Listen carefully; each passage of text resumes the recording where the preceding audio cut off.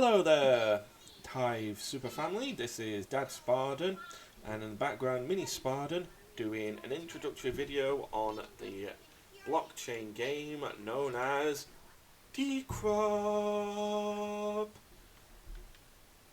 Now, first things first, in that image, what's happening with that cloud? Is there like a meteor going through it? You know, see the lines there? Anyway, so many of you are asking, what is Dcrop? Well, to sum it up perfectly, imagine your gaming lifestyle and you fancy doing a little bit of farming. Now you could do Farming Simulator, you could do Harvest Moon, you could do Stardew Valley, that's a favourite. Or you could even do the Nintendo one. I'm trying to think of what it's called now. It'll probably come to me. Now imagine that with NFTs and the ability to earn, and you have Dcrop right there and there. The game is going through the beta version with beta packs available for purchase, and there's still nearly 90% of the stock left, so you're not too late to pick up a free card with the chance of winning corn. Corn. Always worth a look. Available purchase with Hive back dollar, crop, or any of the swap alternatives. Now, how do you play this game per se, and what would you need to start the game? Well, first and foremost, click the link down below to have a look at that. Secondly, what you'd need is a set amount of cards. Now, with any farming simulator, you need land. What kind of land, I hear you say? Well, any of these 4 pieces of land. Now, considering the price of land at the moment, you've got your average farmland at 2.8 Hive, or the equivalent of $1. You've got fertile land, which is worth 6.5, or $3. Awesome land, which is worth 20 Hive, or about just short of $10. Or the high-tech land, which is worth $35, or 70 Hive. In my personal opinion, you're probably best off going with either the fertile or the awesome land, because all the benefits that it gives you with awesome land, including 10% chance of level 2 and level 3 crops, are beneficial. Plus, it is the cheapest, in my opinion, of long-term style. But of course, you could literally buy for the same price 20 average farmlands. And you know what? It's all down to your own personal preference and budget. But let's just say, hypothetically, you've got 10 average farmlands, right? Now, you need seeds. Now, seeds are unique in this game because they go off what season it is going. So if many of you have played Splinterlands, you're well aware of the seasons, qualifying every 15 days, stipulating a new chance in the league. In this game, it stipulates what season we're in. At the moment, Dcrop is in the fall season. And when that ends, we'll go into winter, and then forward from that spring and summer. Which means that the kind of crops that you have are different to, say, the winter season. Whereas here you see peas, radish, cabbage, onion and bell peppers. In the fall season, you have garlic, carrots, pumpkins, beetroot and raspberries. Again, these all have different varieties. Common, which includes garlic and carrots. Rare, which includes pumpkins. Epic, which includes beetroots. And you've got the legendary raspberries. Again, all varying in costs. But what are you looking for?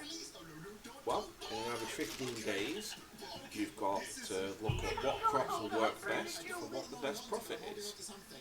So for example, you've got carrots, which you can grow 1 bag of every season, and that takes about 7 days to go through. So in theory, if you had 20 plots of land, you could put 20 lots of carrots in there, buy another 20 lots of carrots. Once you've harvested the first 20, you can plop another 20 in there, get them harvested, and have 40 carrots worth of shares available for you. Or alternatively, you could put pumpkins in. These will take 12 days, so there won't be as many harvested, but because they're worth a little bit more in terms of shares, I'll come to that in a minute. it means you can harvest them quickly.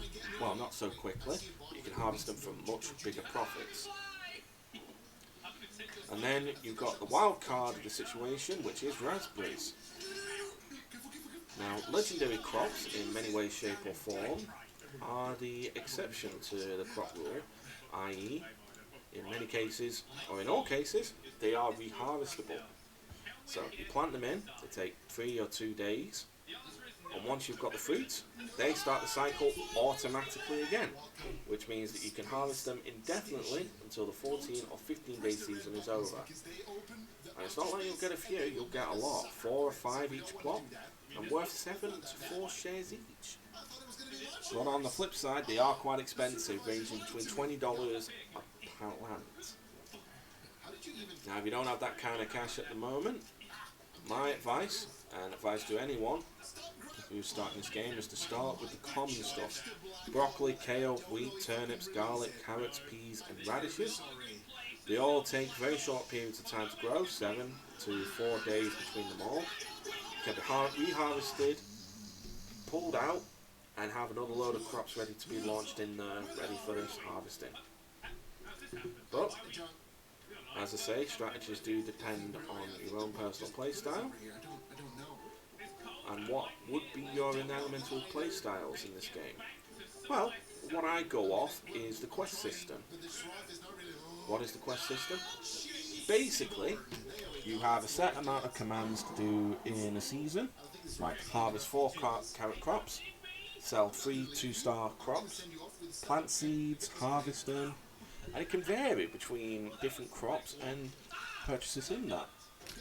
Secondly, if you're not happy with that, you can re-roll quest for 10 crop and get a brand new one completely separate. Might work better for you, might not work for you. But what I find is at the beginning of the season, it's best to re-roll until you can have a quest that you feel confident doing and can do within the 15 days. Once you've got that allotted in, do the said tasks, harvest them, and enjoy the rewards. Now the rewards can vary depending on your crop power, I'll come back to that, and can include mystery seeds, fertilizer, and unique cards, which include logs.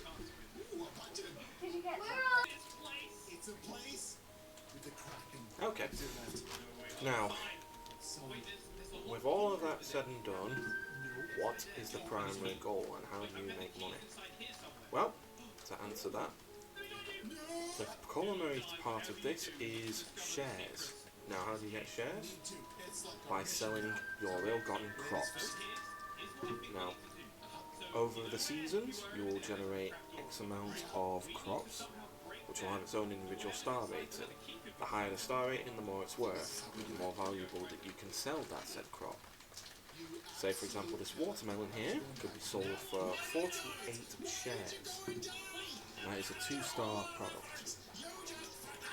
Now, with the share market, effectively, at the end of the season, whoever has the highest amount of shares will inherit that market collection of crop tokens. So it's fair enough to say the more shares you have, the more crop you will earn. The more crop you have, the better your holding rewards are. The holding rewards are based off the selling market and the reward pool as a whole. So the more crop power that you own, the better chance you have of getting some of those delicious high bonuses.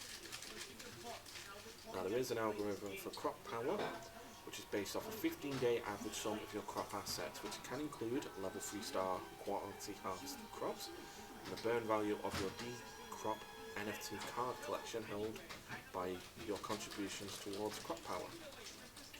But the basic rule of thumb is if you have 20k of crop power, then you're pretty much guaranteed to get at least something in terms of hive. Ding! And that's one of my son's dinners being cooked while we're cooking around. So Who is it? it is a lot of fun, and with the beta coming out soon, which will include crafting and various means of getting NPCs with buildings and such, this game is really set to look to develop in the same way as Stardew Valley.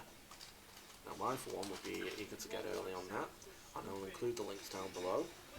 But I will leave you with the contemporary entertainment of one of my youngest prodigies. Mini Spartan, you may announce the joke. I'm in a farm, right? And the tomato and the cabbage are in a race. The cabbage is in the lead. But the ketchup is gonna catch up. There you go. The ketchup will catch up. So, if you need any further information, please feel to put it in the comments below. And as always, I hope you're a little richer than you were yesterday. Take care, people.